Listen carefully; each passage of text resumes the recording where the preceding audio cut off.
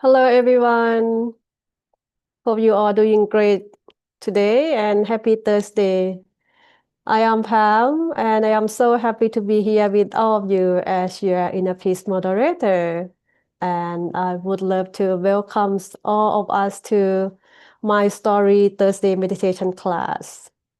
As usual, our schedule will start with some of meditation talk and followed by guided meditation. And then we will have Q&A session before ending our program, where you can ask questions or you can share your meditation experiences with our teaching monk. So he will guiding and sharing the advice to all of us to improve our meditation practice together. And today I am very honored and happy to have Monk Sanders here with us. So he got a lot of experience when it's come to meditation-based practices. So we can learn a lot from him today. And without further ado, may I invite everyone pay respect to Monk Sanders by bowing 3 times together. Let's bow. Second bow. And third bow. May I please invite Monk Sanders to begin the session. Good afternoon or good evening, depending on where you are. Good morning to some. I'm now logging in from Belgium, where there is currently a meeting that we're having here. But it's not a meeting with me. It's just a meeting between the abbots, and I'm here as to provide some information. But I'm free now, so this is okay. So it's been a long time since I last taught on the Mind Stories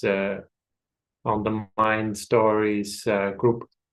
I think about maybe over 3 years, and I must admit that I kind of forgot a little bit about what is common in this group and how we should do the teaching. So it's good to see all of you. I think that you are from many different parts in the world, if I'm not mistaken. So is there, I think, is there anybody here who has been meditating with this method, Dhammakaya meditation, for over a year now? Anybody? I think many of you have, haven't you? Okay. Or if you cannot raise your hand physically, you can use the button for raising your hand. And have any of you been meditating for over 5 years? Okay. No? Angelina is putting the thumbs down button. All right. So it's meditation is really something that will work for you if you practice it every day. Every day you practice meditation, it will gradually build up the experience, the inner depth. It will gradually make your life better. So this is quite something that we should give the appropriate amount of time for it to work. Many things in life, they give us immediate pleasure or immediate happiness, and then we kind of grow attached to those things. But then there are some things which do not provide us with an immediate happiness or immediate pleasure, but they gradually grow on us, and we gradually find that they provide us with a value. That is, meditation is one of those things. When we meditate every day, it's important that we do so in a lively manner. What do I mean by lively? This is actually a word that is used by our abbot. That is the abbot of my temple in Thailand, Longpa Tamachayo, and he would always say that we should meditate in a lively manner. And that is perhaps a bit of an odd thing to say in the English language. But I suppose that you could also say that the meditation should be vivid, or should be something that gives you strength and vigor. So meditation, what he meant to say is that when we meditate every day, we should find a way that it will gradually help us to grow. It will help us, we will come to appreciate it more and more. So if we ever get stuck in meditation, or we find that it no longer really seems to be so, makes us, it's no longer something that really we find we can appreciate, then there is probably something that we're not doing right. For example, if we meditate, and right now the meditation is like, it feels like when we first started to meditate, the meditation would be like we were very enthusiastic. We very much like to meditate. But right now, after maybe a year, we find that we lose our enthusiasm. Well, in that case, maybe we do something not completely right. For example, it could be that we force ourselves too much in meditation. When we bring the mind to the center, it should really be a gradual, very soft process. We just allow our awareness to touch the center very softly, and the consistency is more important than the intensity. So it's a very gradual process of gradually getting into contact with your center. So when we are meditating every day, it could be sometimes the balance is, we need to redress the balance. The other thing could also happen is sometimes our meditation, we lose the mindfulness. The mindfulness is not enough in meditation. Sometimes we find that maybe we start to nod off in meditation more often, or we find that we wonder more often in meditation. So if that is the case, then we can also redress the balance by reconnecting with our center a bit more. For example, if we like, we can try to use a visual image in meditation a little bit more than we usually would. Or if we like, we can use a mantra in meditation a little bit more than we usually would. And this will help us to overcome our distractions or overcome our sleepiness. So this is one way that we can deal with when meditation is no longer interesting. Or it could be that sometimes we are making it too complicated. Now, some people have very complicated jobs. Maybe you work as an engineer and you have to make very complicated plans, or maybe you're an architect, I don't know, could be. Well, whatever the case may be, we live in a very complicated world. So sometimes it can happen that we overcomplicate the meditation. When we feel that meditation becomes more and more complicated, then that is also an indication that we do something a bit wrong. It should actually become more simple over time. So don't make it too complicated. Don't think of it too complicated. Remember that meditation is more of an art than a science. That is, the approach that we have in meditation should be more like that of an artist than a scientist or an engineer. So that is because meditation is about feeling, is about our intuition. So these are a few tips that I would like to give you just before we start the meditation. Now, let us begin together in meditation, and we'll have more time to talk after the meditation. So wherever you are sitting, wherever you are right now, try to find a good place for you to sit. and find some good space for yourself to sit.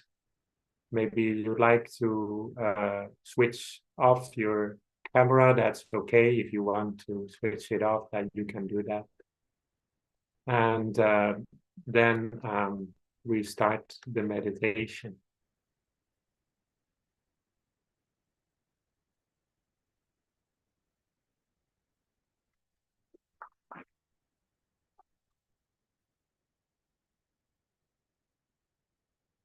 I'm just gonna uh, switch on a few buttons on my end. Just a moment.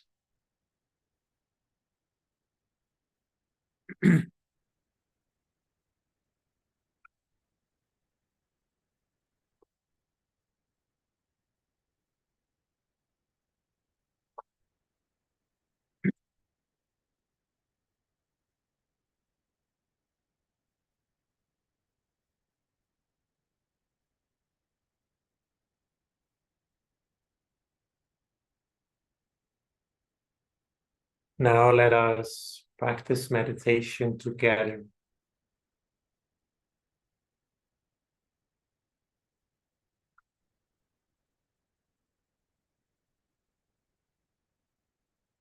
Let us take a bit of time to meditate together.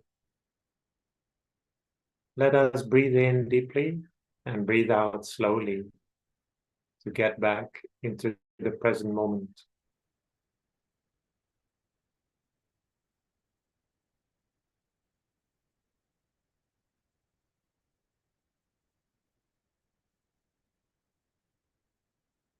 And we can notice when we're breathing, when our breathing is a bit shallow, maybe we can adjust our posture a little bit to see if our breathing improves, or if we feel we aren't really comfortable, then we can also adjust. Just give yourselves a bit of time to sit in a way that you feel is comfortable. Maybe you just roll your shoulders back a little so you can feel that you're not hunching your shoulders.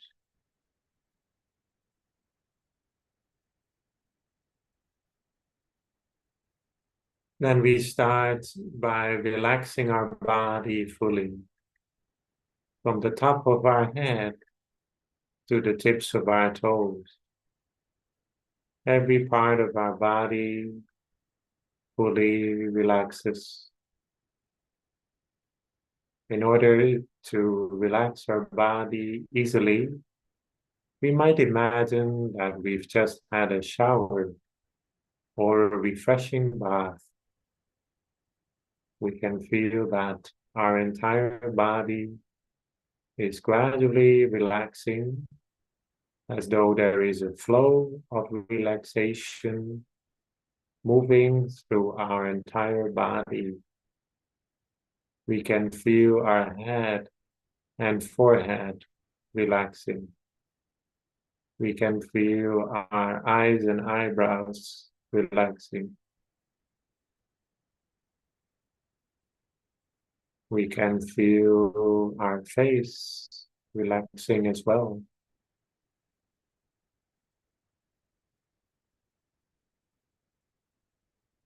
We can feel our jaws relaxing.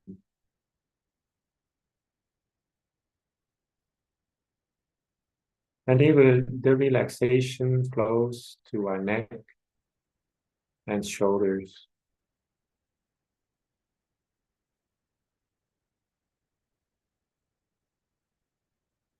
We can feel the flow of relaxation all the way into our hand.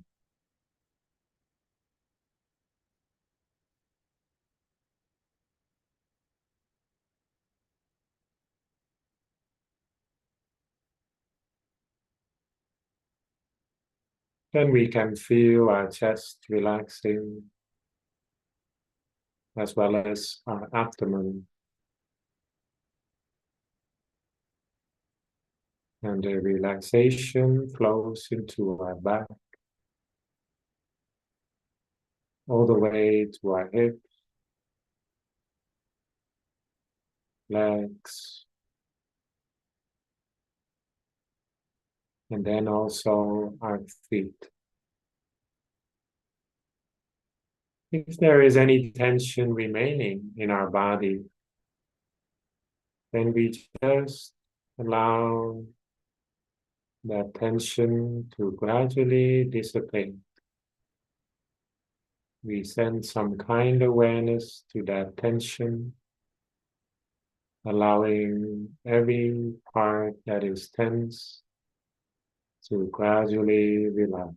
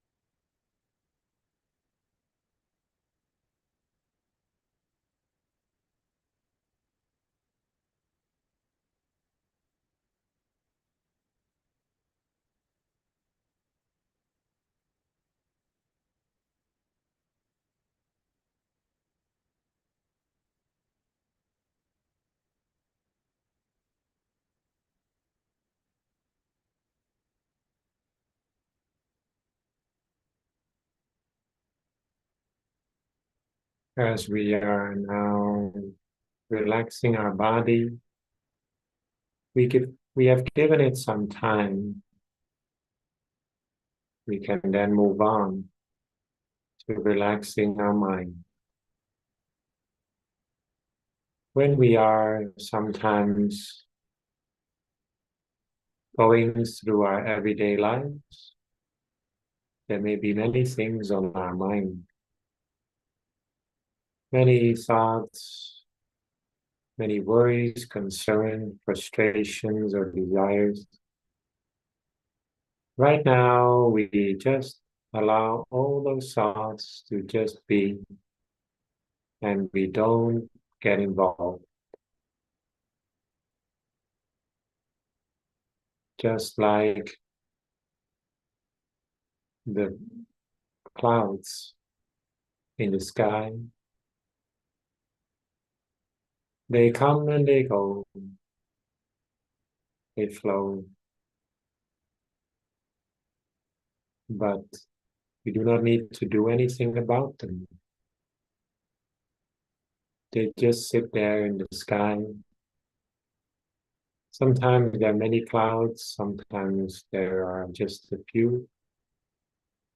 Sometimes they are pleasant to look at, sometimes they are unpleasant, they are a bit ugly. Regardless, we just allow them to be. In the same way, we now regard all of our thoughts just like the clouds in the sky. They come and go, and that is all.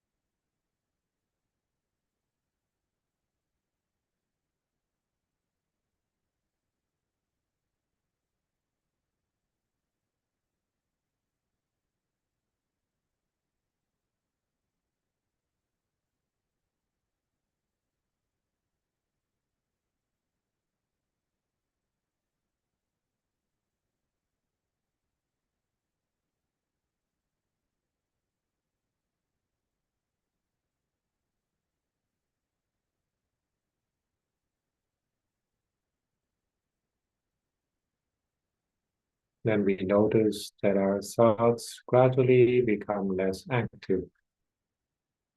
There's more space, more room in our mind.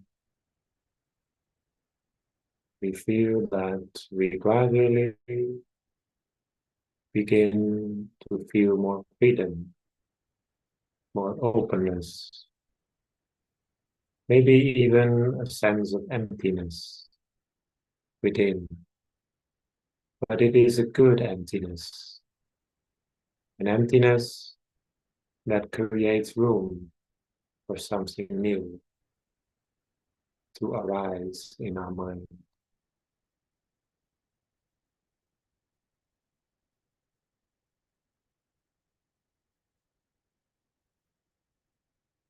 We just allow our thoughts to be. We don't need to search for anything, searching for more peace or calm. We don't need to do that. We don't need to struggle for anything. We just allow everything to be. And if we are a little peaceful, then that's okay. If we are very peaceful, then that's okay. We do not need to get frustrated about anything.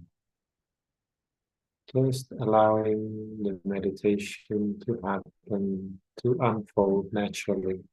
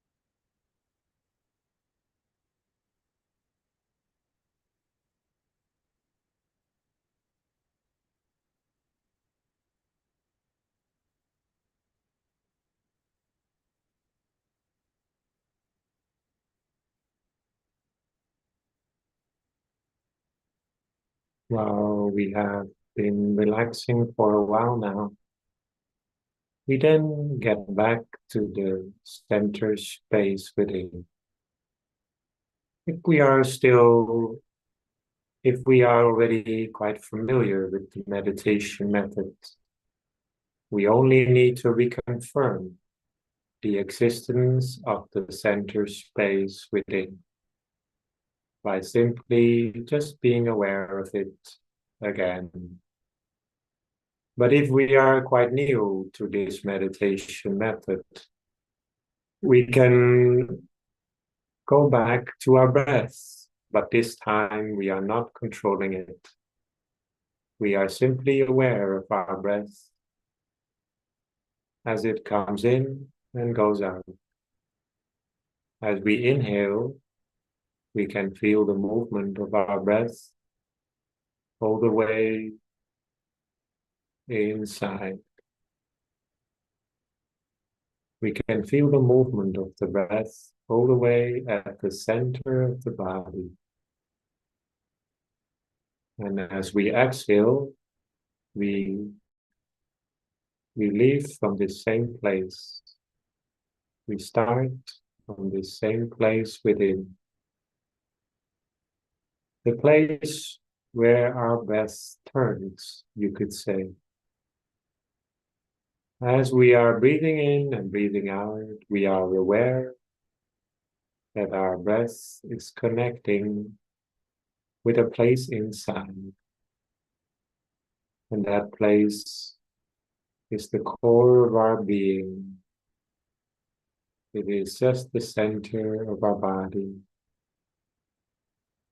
Now, in the beginning, we might want to follow our breath for a while, but we don't need to do that for a long time. Because after a while, the center will become more and more, will come more and more to the foreground of our awareness. And our breath will come more and more, will go more and more to the background of our awareness.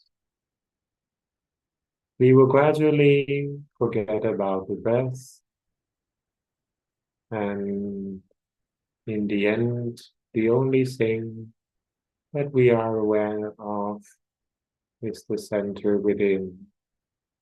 With a soft and gentle awareness, we confirm the center space within as often as we like.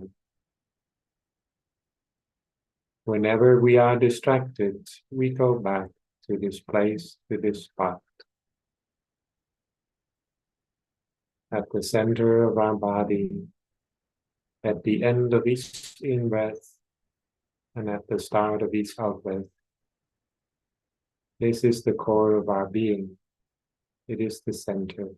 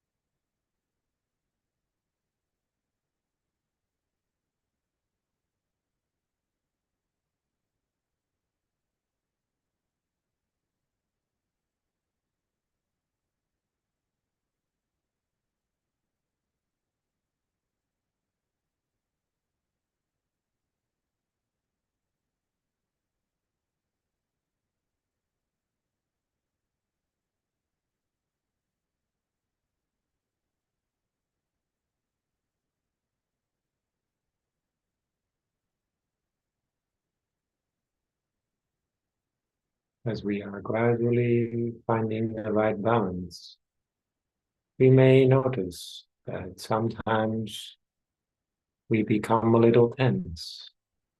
If that is the case, we can back off a little bit and just give ourselves a bit more space, give ourselves a bit more leeway, allowing our mind just a bit more space.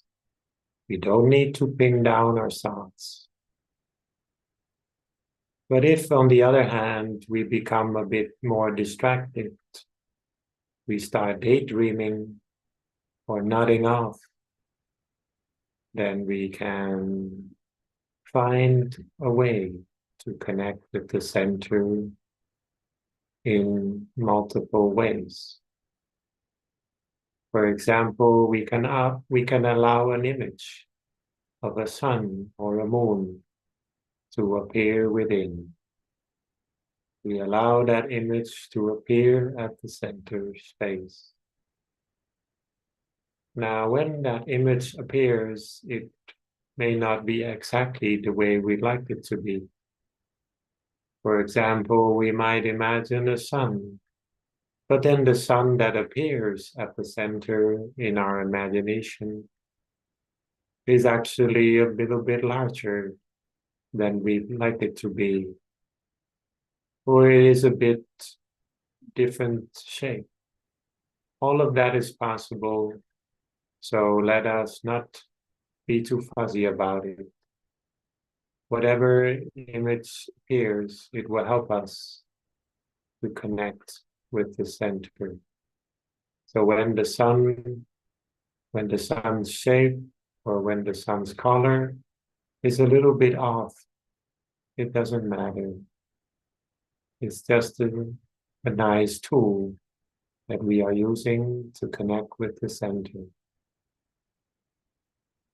Or we can listen to a mantra that is ringing softly from the center. The traditional mantra that we use in our tradition is Samma Arahang. Samma means right or perfect. Arahang means enlightened. We can listen to this mantra as often as we like. But if we prefer to listen to an English mantra or just a few words that help us connect with the center, we can do that as well. For example, the mantra clear and bright, clear and bright, clear and bright. Remember that using a mantra like this is not a form of hypnosis, but it's rather a way to learn for the mind to connect. What normally people would refer to as concentration. But the concentration of meditation is very soft, very gentle, step by step. Whether we are listening to the mantra now for a while, or whether we are allowing a bit of sun or a bit of sunlight to appear, this is all possible, and it also helps us to connect more with the center space. Now, some days we might be a little bit sleepy or dreamy, but some days we might be a bit tense. Some days we are neither. So this is just a matter of finding the right balance. Just a matter of connecting with our core, with our center in the right manner.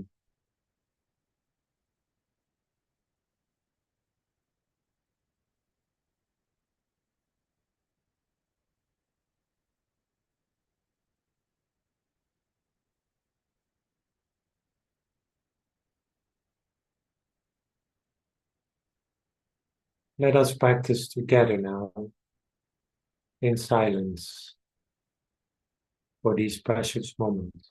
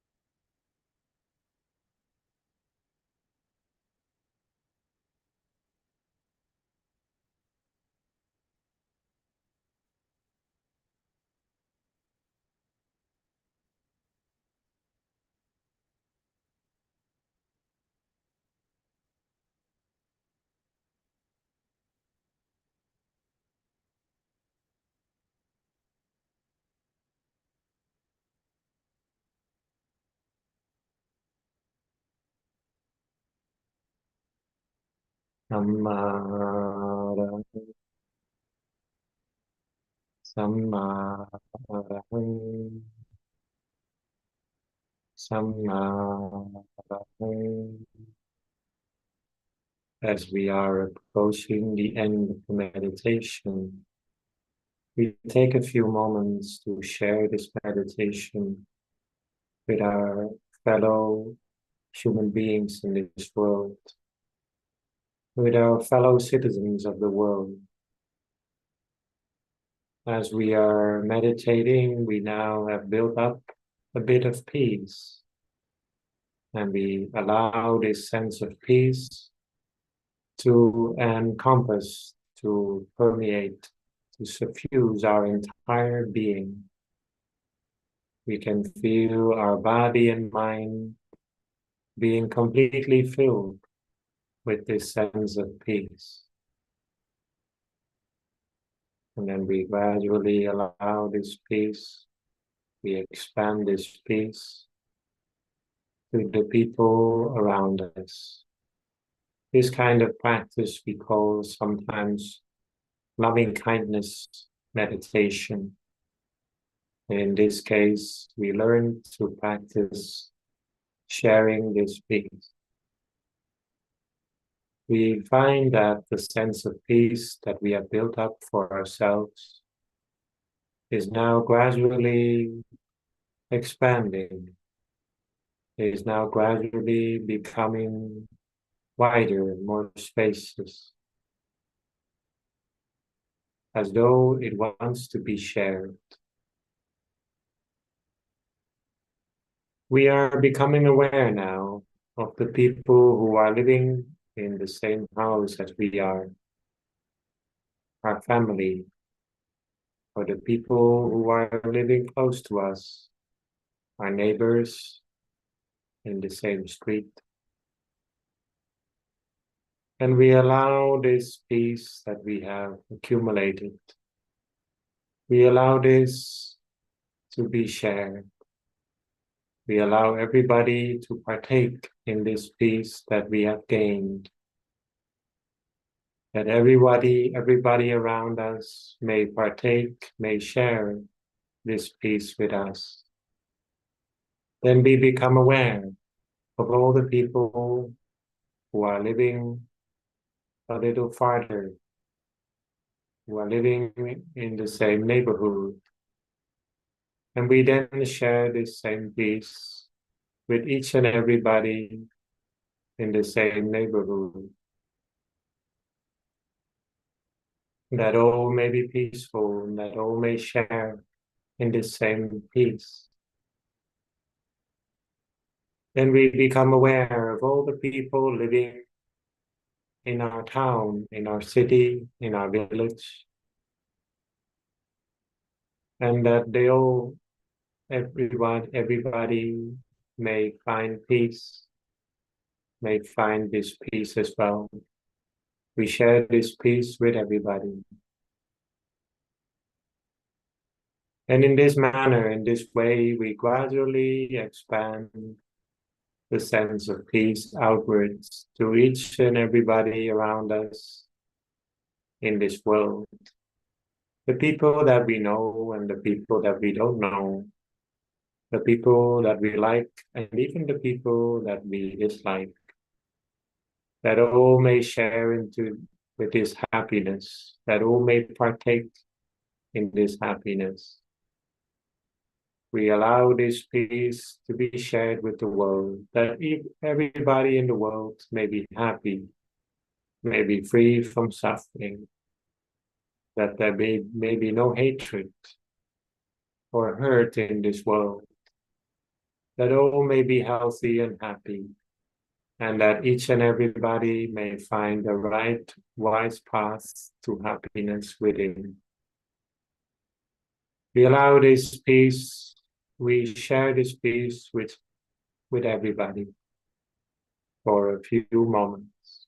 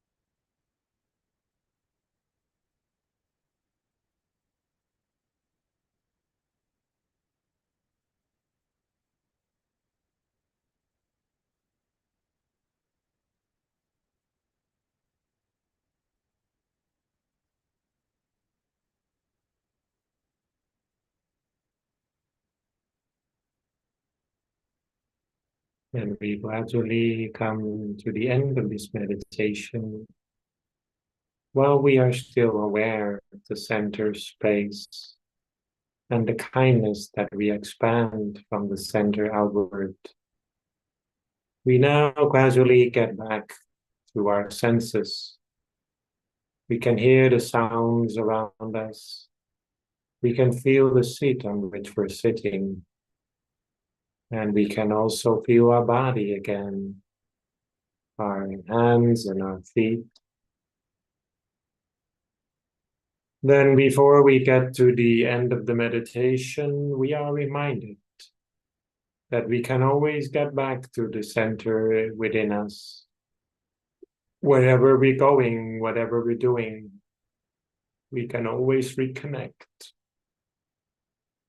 So now we are gradually coming back to our senses. And then at the end of this meditation, we gradually open our eyes and look at the world around us with fresh new eyes.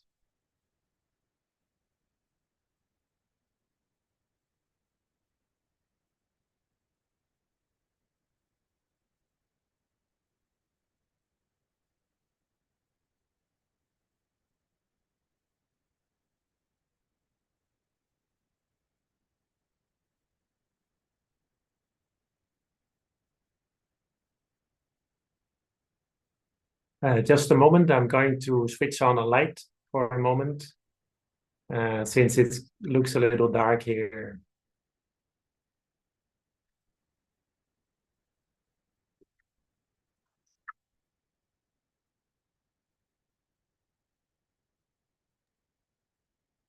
So while we are waiting for Monk Sandra, I would like to invite everyone to turn on your cameras and preparing our big smile, sharing with each other.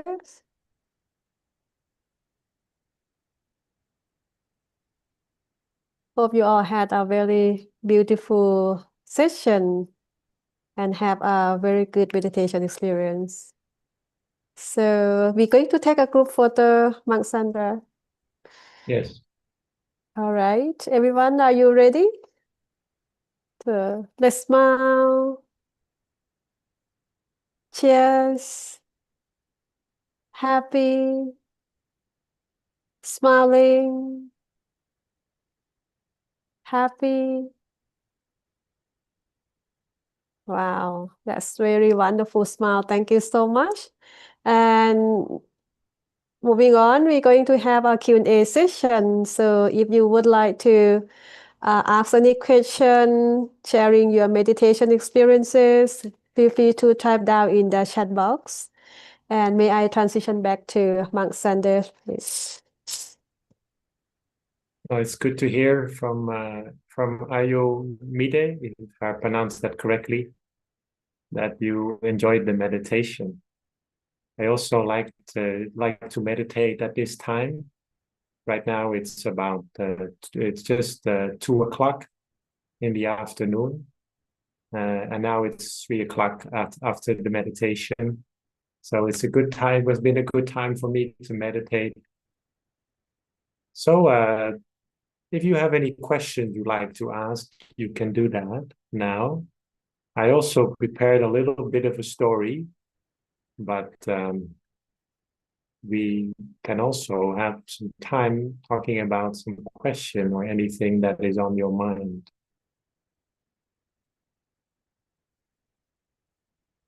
Good to hear that. Good to hear that, Mr.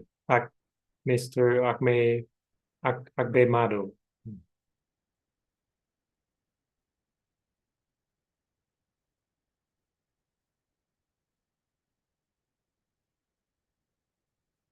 So I would like to share an ancient riddle with you. And this is a riddle that has been known for a long time in Thai culture. And it is a riddle which contains a lot of Buddhist wisdom. So without further ado, I will show you now this riddle. I'm not sure if I can share something here. I think I can. So now I'm just sharing a little bit with you.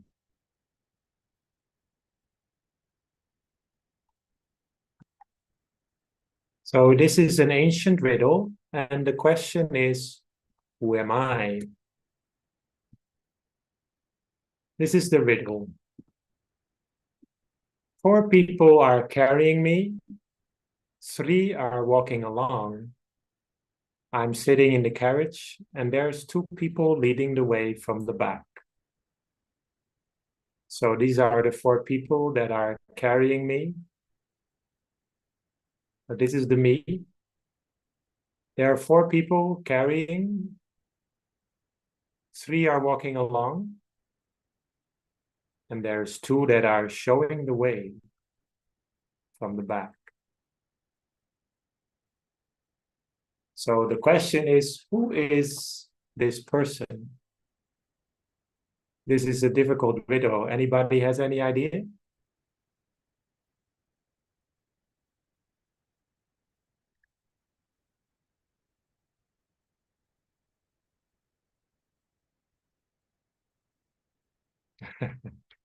Any ideas? Any suggestions? What is this story about?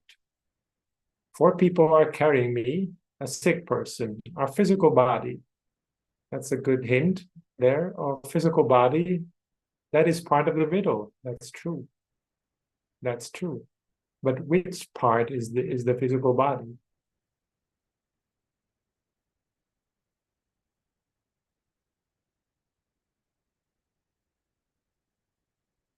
So this is an ancient Thai riddle, and to understand the meaning fully, we must go through the entire riddle. So the first and most important is what Pam already said. The 4 people that are carrying me are the 4 material elements that make up our body. So in ancient Indian tradition and ancient Indian medicine, the body was seen to consist of 4 elements: earth, water, fire, and wind, or solid elements, liquid elements, heating, and air. In the present day, we have a more complicated system of physics with a lot of elements, but the main point is that our life depends on our physical body. We cannot live without this body. And it is not as clear cut as we sometimes think. It is sometimes we are ill. The Buddha, he always said that our body is the seat of illness. That means that there are many illnesses that are inside of us. And sometimes we might grow a little ill, or sometimes we have to face that we are getting a little older. So we are all dependent on this physical body. And we have to accept that it can sometimes be frail and sometimes be strong, depending on how we deal with it. And also, it's always good to reflect on the fact that our body will one day grow old and that we sometimes have to be sick and that one day we'll have to die from this world. Then who are the 3 that are walking along? If you remember from the riddle, there are 3 people at the front who are walking along, but they are not carrying the person on the carriage. These are the 3 characteristics in the world: impermanence, anicca, suffering, dukkha, and not self, anatta. Everything in this world, whether we like it or not, is impermanent. It is continually changing, and it often has to disappear or be damaged, or we have to admit that it will sometimes, one day it will disappear from this world. For example, all the things that we have, they will sometimes, one day they will be damaged, or one day we have to let them go. And if we do not let go of them in this life, then when we pass away from this world, we'll have to let go of them. And this also holds for all the people that we love.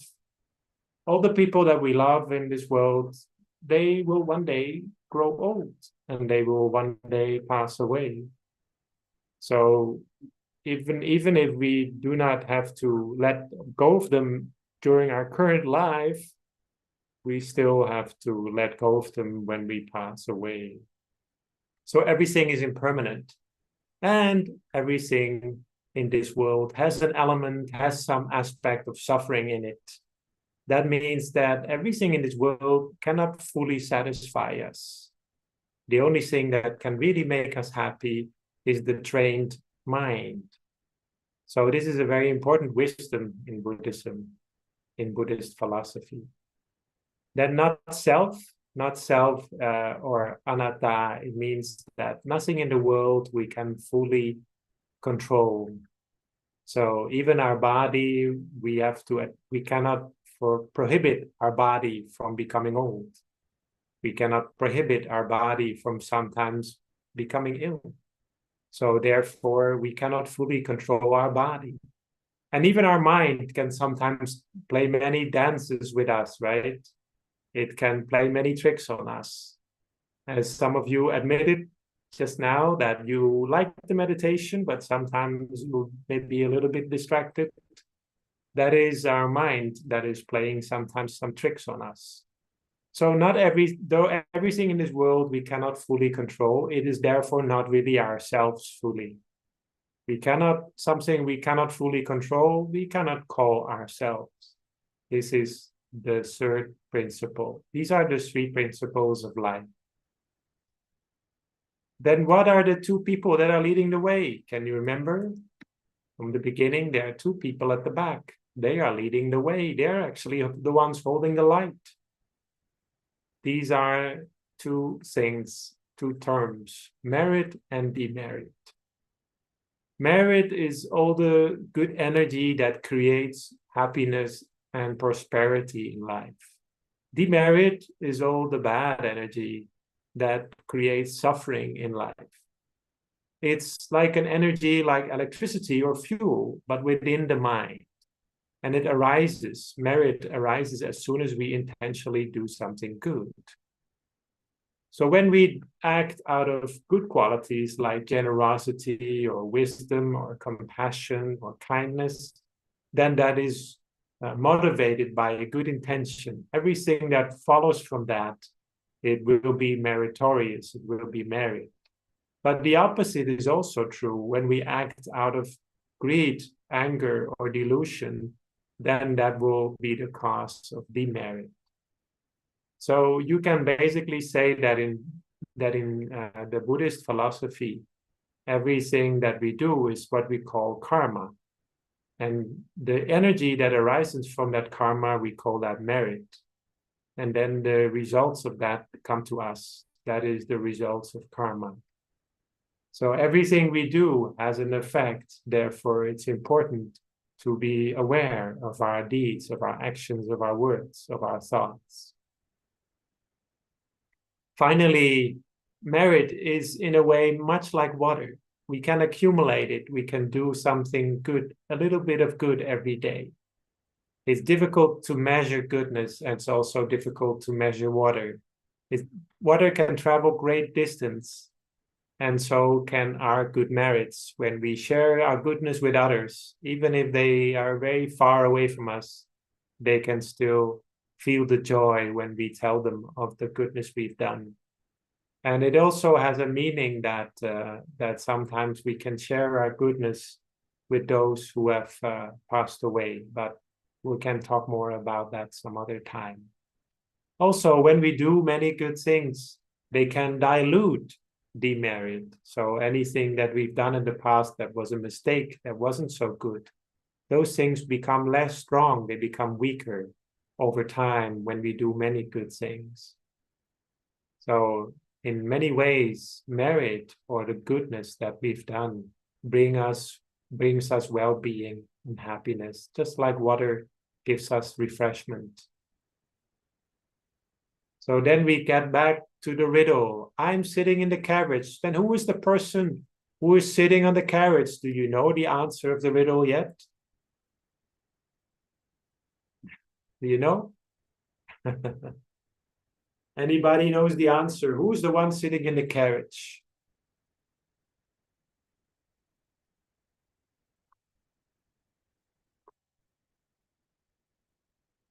Exactly. The mind. You got it right. Pam and Katrina, you got the riddle right. You all got it right. So the mind is carried by the body, right? The mind is dependent on the body. And the mind is subject to these characteristics as well, to impermanence, suffering, and not self. But because we know that our life is subject to these limitations, all the more reason to do a lot of good in our lives. So the conclusion, our body and mind are impermanent. They are a source of suffering and not self. We therefore have but little opportunity to make our life meaningful. So let's use all the opportunities we got.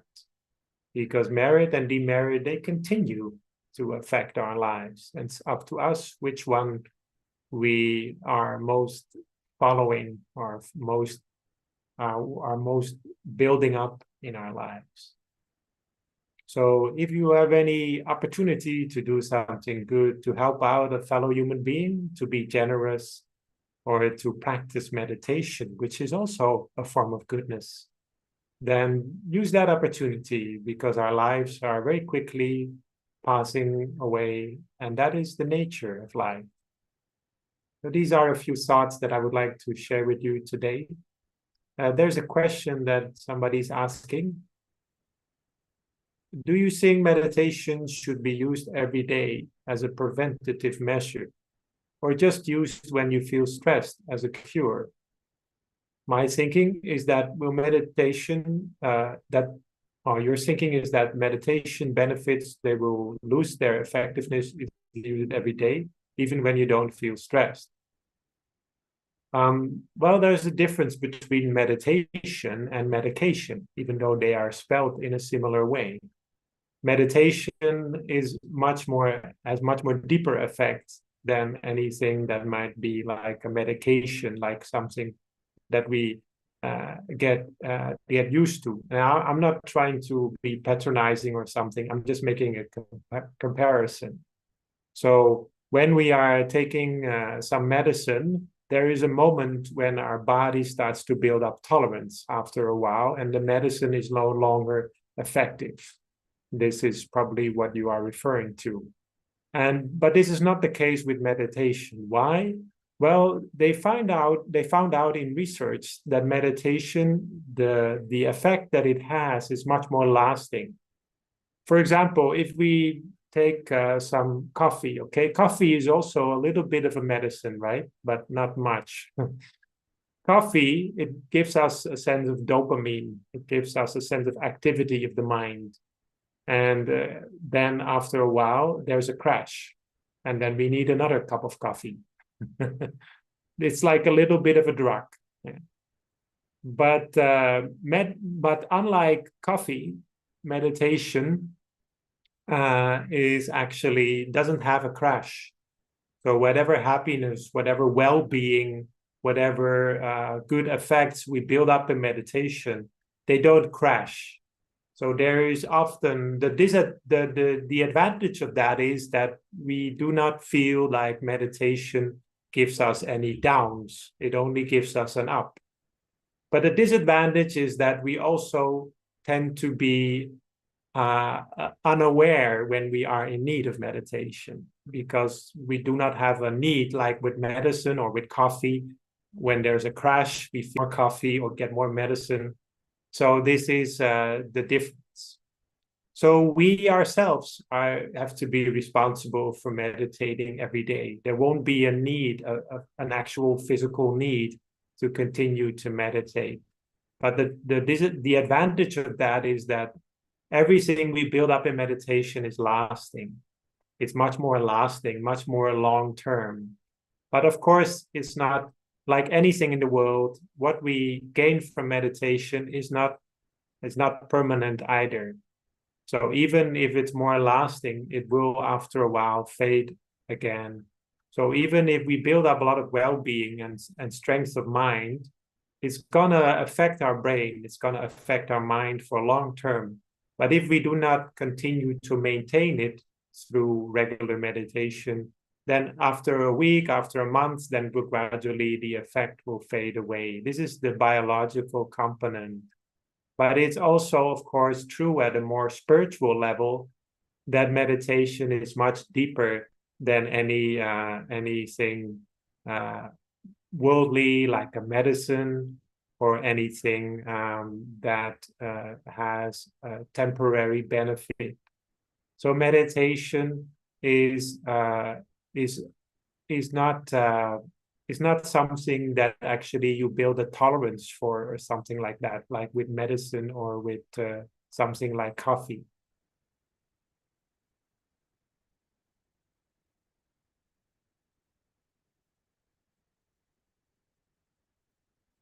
So the question now is asked, can a sick person meditate?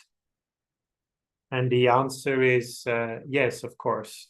But if you are sick and you find it difficult to sit with a straight back, then don't worry about it. You can meditate while lying down if you are ill. I don't recommend that to people who aren't ill, but if you are ill and you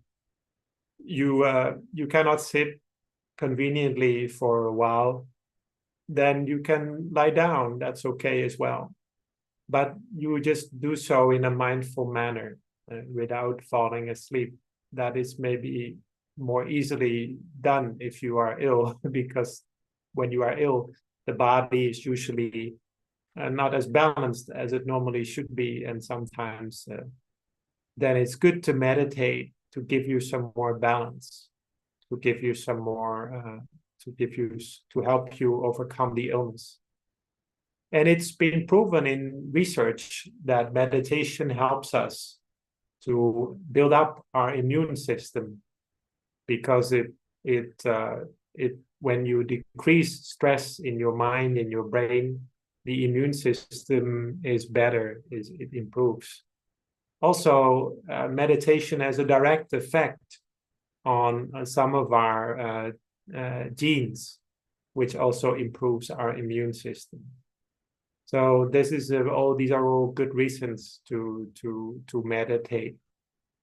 In fact, the Buddha even himself said that when we are ill, we should meditate more, not meditate less.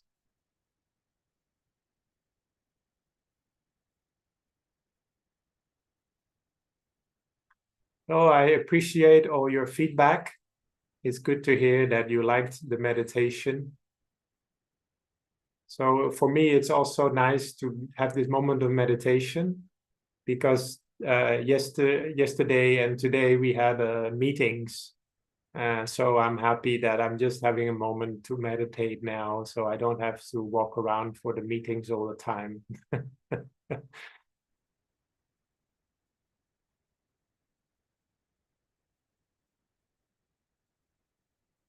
You're welcome. Okay, well, if there are no more questions, I would like to wrap up today's session with a short blessing. May all of you be well. May you find health, wealth, and wisdom and strength of mind. May all your good wishes be fulfilled, and may you always prosper in mind and in your life in every moment. May you always follow in the path of the wise people and always grow until you find awakening. Sadhu. So I give the floor back to Pam. Thank you so much, Mansander. Just a wonderful session today. And thank you so much for spending your valuable time guiding and sharing your knowledge with all of us. It's very, very interesting stories that we have learned today. And thank you everyone for joining and looking forward to see all of us again on coming Monday next week. But for now, have a great day, great night wherever you are. So see you next time. Take care. Bye bye.